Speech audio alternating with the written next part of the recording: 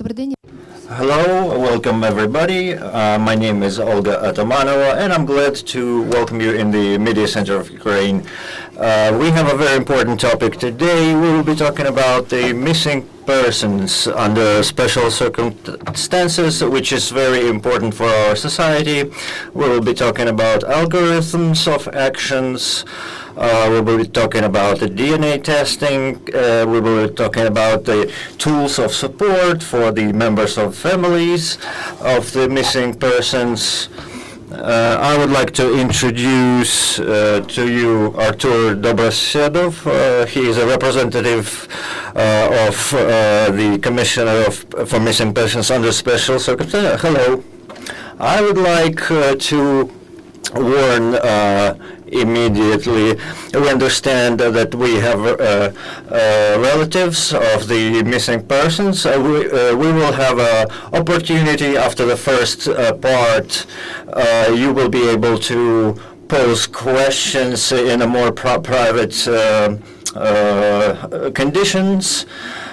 So, Mr. Artur, the process of search is many governmental structures are occupied with the search of missing persons. So let's talk over the steps and the actions. What is your responsibilities in particular?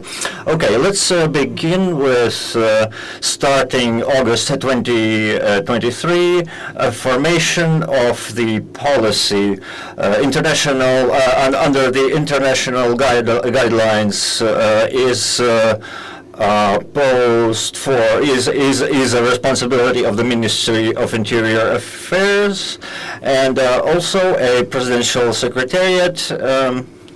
Also, it is defined by the law for the search of the missing persons, and the laws can be divided in three portions. First is a collection of data, which happens with the help of a state register for the missing persons. This is a kind of database that is accumulating the information from all available sources about the person in question that is missing. Analysis.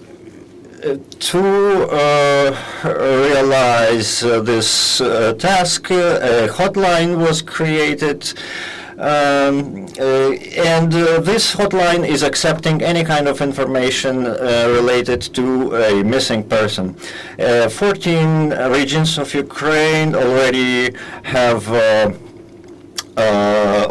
organizations, local organizations that arrange meetings with relatives of missing persons, which helps in the process of search of missing persons. Also, every Wednesday, I participate in the meetings in our office. As a rule, it's the meetings with the relatives, with the representatives of different organizations.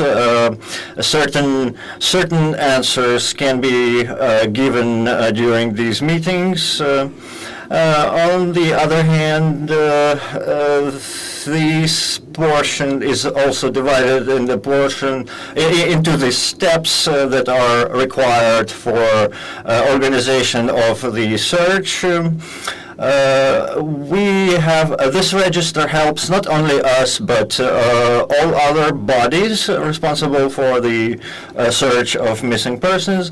We have a special service for the citizens that will provide a questionnaire that will help us to arrange the search process. What kind of information is usually required?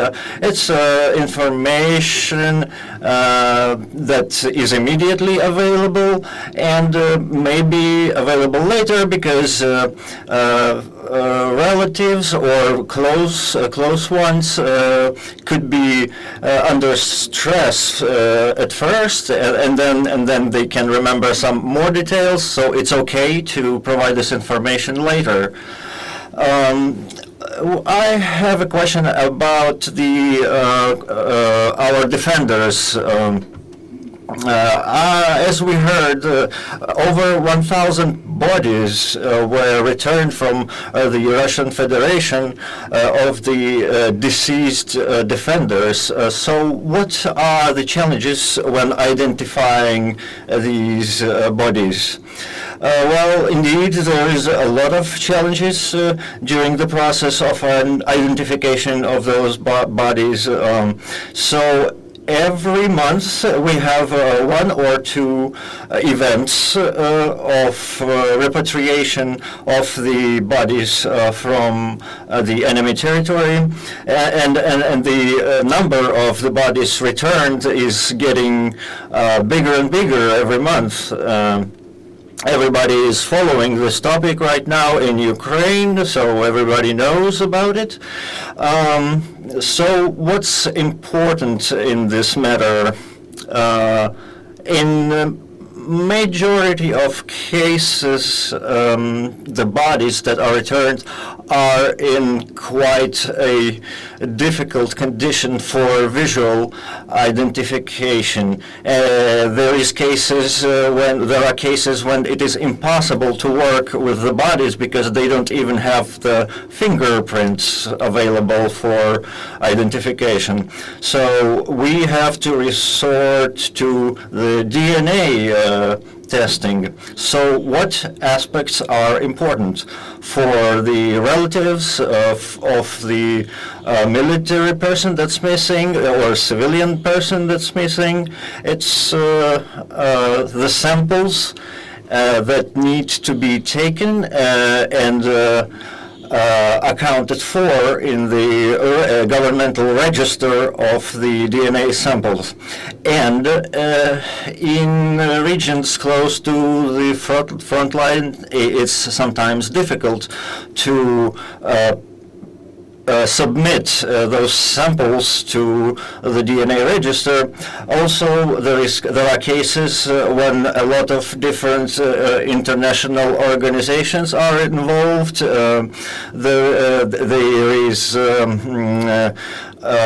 bodies of the people from the foreign countries that are missing in this war, and the relatives of those persons are also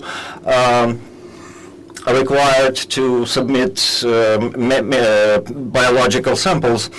In 2022-23, these questions were covered by the criminal expertise organizations. In accordance with the new legislation, the number of the police personnel and other personnel is getting bigger and bigger, and the capabilities that we have as to the identification of the bodies are widening. The range of our tools is getting bigger. Let's talk about a little about the DNA testing. So where should the people address to when they need to submit a DNA sample? Let's start with the fact that only an investigator is eligible to accept the DNA sample. It's completely free of charge, of course, and it is basically taking of DNA sample from mouth cavity, usually, and after this sample is accounted for, submitted to the register. After this, the criminal forensics investigator is submitting for the expertise, the DNA analysis. Those samples are being kept in the special archive for future comparisons, and if there is a match, and we're talking about a preliminary match here. There is the first preliminary result shows if there is a preliminary match, and after that another investigator is getting involved, and at this stage we're talking about preliminary match. After that, the decision is made as to what are the next steps for the experts. In some cases, an expert requires another sample from the body, or some additional samples from the relatives of a missing person. This means that, for example, a father or children is enough for DNA sample submission, and in this case, the relatives will not be disturbed anymore in this regard. In those cases, when additional communication is required with the relatives of a missing person, the investigator will ask the relatives or close ones for additional submission of DNA. However, needs to be mentioned, this is not obligatory, and only happens when it is really needed, required. So, is the process automatic as to understand if the DNA sample is in the register? Yes, usually it is automatic if there are a few options exist for this. On the site of the missing persons search organization, our organization, you can visit the site and check if this particular match has happened or not. Also, you can contact us via the hotline and get additional information as to what kind of steps, additional steps, or maybe additional materials is required. And when the expertise has been completed, the analysis has been completed, the genome information of a person is getting into the register. Another option is that our register is communicating, exchanging information with other registers, international registers. So if you address officially, for example, directly to me, we will give you an answer if this particular DNA is really in the...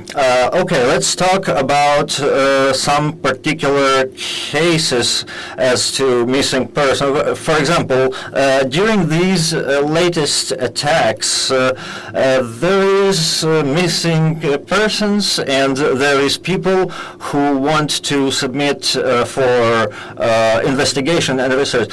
Okay, so let's divide this situation into two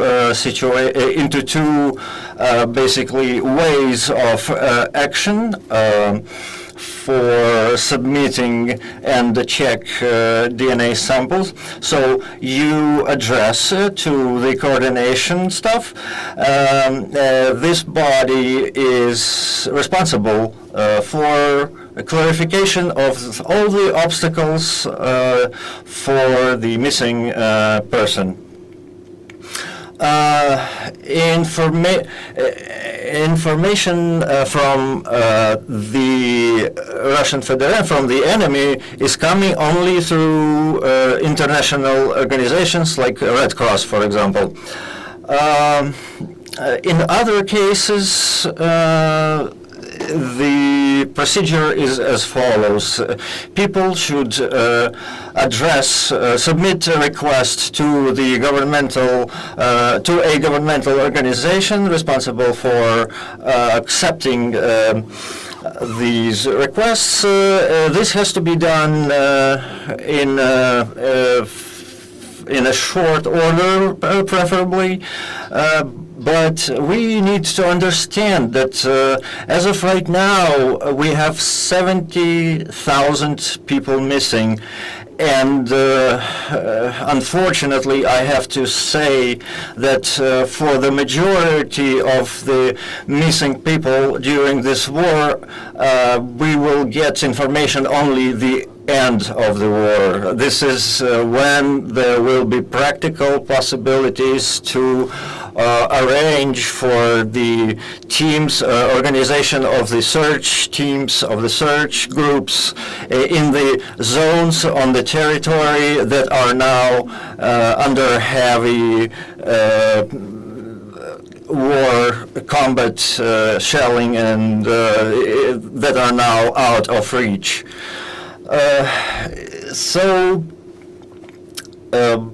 We have a lot of requests for the DNA search, for the search of missing person, and we developed an algorithm and shared it with the recruiting centers. And this algorithm also contains this telephone number that you see on your screen. And I have to say that as of right now, the process is already established. And right now, we don't have many challenges as when it comes to cooperating with different governmental bodies, especially from national police bodies. Our police department has created institutions in all Ukrainian regions that are responsible for the process of missing person search. There is a lot of cases when relatives or close ones of a missing person do the open source intelligence, and after that they are eager to share this information with everybody, and that's where the challenge is coming from mostly. Most problems come when it's about repatriation procedure, or when it's about communication, about social support guarantees. So problems arise when people consider that their request is not being fulfilled in a duly form. Або з рідними із зони бойових дій чи окупованих територій. If you don't know how to act, if you have your relative missing or a close one missing, consultation, information, and assistance is available at 1698. Mr. Artur, you said about the unified register of the missing persons. Can you please explain how exactly, what is the exact procedure of getting information to this register? Well, the unified register was created in May of 2023, and the algorithm of the information registration is as follows.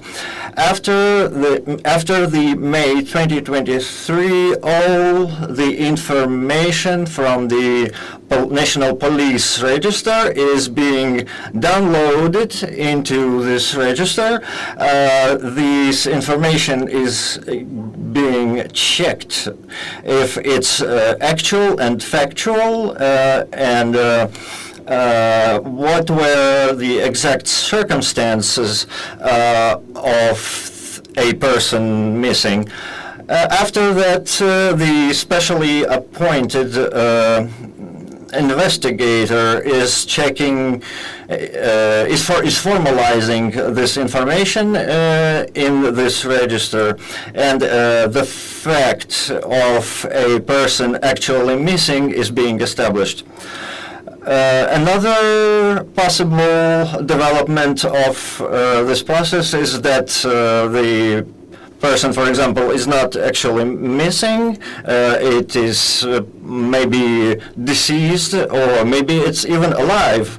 And in accordance with the findings, a decision is made. After this, a second stage begins. This is actually acquiring all possible informations from all possible sources, and communication with relatives, requesting more quality pictures of a deceased person. Results of the DNA test is getting attached to this information, and this enables to actually conduct an DNA sample analysis. We have another register for the damages that are resulted from the enemy attacks. About 20,000 requests have been processed as a part of this process. Also, we are working along with the lawyers, with the legal domain, so that this information is getting a legal certification, so to speak. We are cooperating with Governmental Information Bureau, and we are exchanging information with it on a constant basis. And the status, if it has been received in a legal manner, it remains active until the person missing is actually confirmed to be missing or deceased, or some other conclusion is reached. General algorithm for this register is like this. Unfortunately, there are cases when a missing person does not have any relatives. What are the steps for these cases? For these cases, we are cooperating with the military units directly. We have established already a certain form of cooperation with military units, and we are monitoring this kind of information all the time. We are watching if any relatives, or maybe just closed ones, acquaintances, addressed with requests to assign a missing status to a person. And in cases when such requests were made, we are making sure that this information is also passed from the military unit to us. And it is more difficult than usual procedures, but it also helps immensely in identifying the fate of a missing person.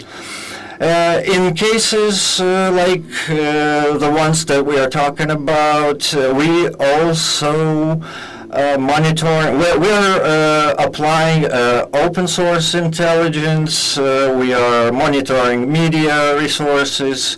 We are accumulating this information.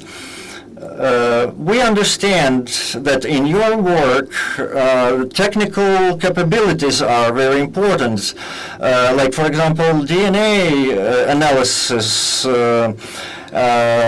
very important, and in Ukraine, this process is probably of such a scale that I have to ask your capabilities, how far, how detailed your conclusions can be with a scale of with the number of missing people like in Ukraine. As of today, in the system of the national police, there is already 27 laboratories working. Just as a comparison, usually how many laboratories are usually in normal countries? So yes, I will talk about it a little bit later. 27 laboratories, 4 laboratories in the legal system. Experts, the number of experts is constantly increasing in across different governmental bodies. What we have to pay attention to is that those experts are not just any laymen. Those are actually people that have undergone special training, that know about all the modern techniques, methods of identifying missing people. The number of samples that are submitted into our database is 10 times or even more than in a common European country currently. So, as of today, unfortunately, our experts are training European experts at this point. For example, our experts went on a mission went on a visit to one of the European countries where experts had some problems with investigation, and our experts actually helped them to identify some missing people. We also know that there are cases that when members of a family of a missing person, for this or that reason, they just don't accept this decision, and we can actually appoint another investigation to be confident that this is actually the case, that the person is deceased, for example. But in some cases, people are requesting international institutions involved into this process, and it's okay. We can do that. However, as of today, up to this point, there is no differences between the conclusions from our side and from international bodies. So you've mentioned about support from international partners. Who is helping us the most? Well, our main partners from the first days of our work, of our team, this is International Commission on Missing Persons, Kyiv team of the International Red Cross organization, and different medical bodies from European countries. They are constantly, they're actually interested in how our system is being deployed. And during the past 2 years, I would not say that the interest to our activity has decreased. If anybody has a question, please.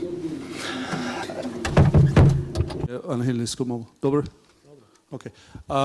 What is being done about data redundancy, especially in light of with the children's database?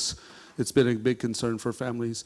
So what do we see for data redundancy on the information collected? Дякую.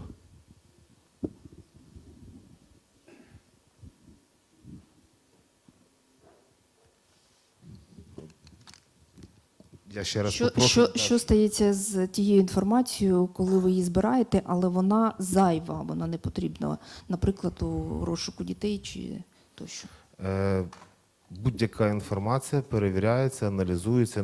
Any information is being checked, is being analyzed. Even when we understand that this information, it didn't get a confirmation, it still remains in the register with a certain mark. I think that the journalists were curious how confidential it is and to what extent all of the measures are being taken to secure it. Well, our register was set up by the Ministry of Interior. There is the state company called Infotech. They are responsible for functioning of this register and function of all of the data. And basically all of the existing protocols related to the information security are being complied with. For the time being, there was no single case where we would have been able to document any case of infringement or loss of information on the register. That's one thing. Well, I understand that you were curious about the children. It's really, there are specific features when it comes to the collection of information on children, and this specifics is specifically related to the fact that the possibility of visual identification of a child, which is visually changing all the time, it requires a lot more time. But all of the children, they use the social networks, and it enables us more opportunities for documentation, and there are more problems when the children who went missing, when they get their nationality, their personal details changed. Thank you, dear colleagues. Any more questions? Vladislav Kravtsov, Channel 24. You've described the algorithm that the relatives of the missing persons may use, but what are the biggest what are the biggest errors that the persons commit, the relatives commit, that may only complicate the process of search? Okay, based on practice, I can tell you that there is a lot of platforms created that are involved in collection of information, not for the sake of search, but in some cases is the fraudsters who use that information. In other cases, the special services of the aggressor country may use this information. In more cases, those platforms only exist to expand the audience. And the recommendation about the spreading of information is just, first of all, think whether it would do any harm to that person. When it comes to the military, this information is really very sensitive, and I would not spread any information, any videos or photos wearing the uniform near the material, near the brothers in arms. So when you've submitted that information to the relevant authorities, it means that you've fulfilled the minimum, and the search may be ongoing. But when it comes to civil organizations, pay attention to reputation of this civil organization. Pay attention to the interest of those communities in advertisement. If you see that this group has been working for some period of time and it yields some results, then it's okay. If there are some fake accounts who position themselves as the representatives of Red Cross, for example, in Belarus, there was a story like 2 or 3 months ago. There was an information that they help and they find a lot, but then there was an official comment from International Committee of Red Cross, who said we don't have such a representative in Belarus. That was just a fake that was used for collection of information. And what's even more important, when someone calls you and sets some requirements and there is some blackmailing, or it's said that the persons went missing will be safe, report to the National Police or the Security Service of Ukraine right away. Thank you. It's very important. Are there any more questions on the floor? Well, if not, I want to thank you. And, we started talking about the civil organizations. I know that the majority of them, many of them work with you. So to what extent is this work important? Well, cooperation with the civil organizations and the unions of families. As a rule, the persons unite around some category of the missing persons. For example, the servicemen of some brigade who went missing in certain location under certain circumstances. Usually the representatives of the families of servicemen of those brigades, they unite around this information and they share information between themselves. They share information with us. They can tell us it yielded some result. The families of the missing servicemen are different citizens with different level of education, different background, and believe me, we learn a lot from them. And such cooperation, first of all, helps the families to support each other, to share the information, and even if one of them gets information about the imprisonment or being set free from an imprisonment, it already provides a lot of information to us. Again, it's a good marker that may quickly let us understand that something is not working, something doesn't work properly, some gaps are existing. We understand that it either happens in one region or in many regions, and we understand immediately what are the recommendations we should give, whether we should work on amendments to legislation. And when it comes to civil organizations, many people there, they have backgrounds of lawyers, psychologists, and their skills, their expertise is extremely important to us.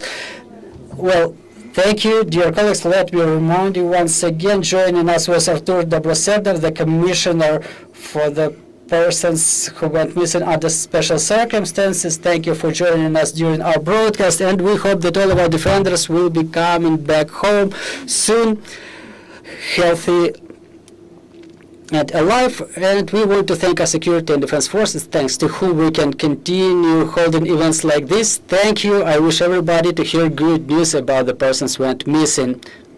Glory to Ukraine, glory to the heroes.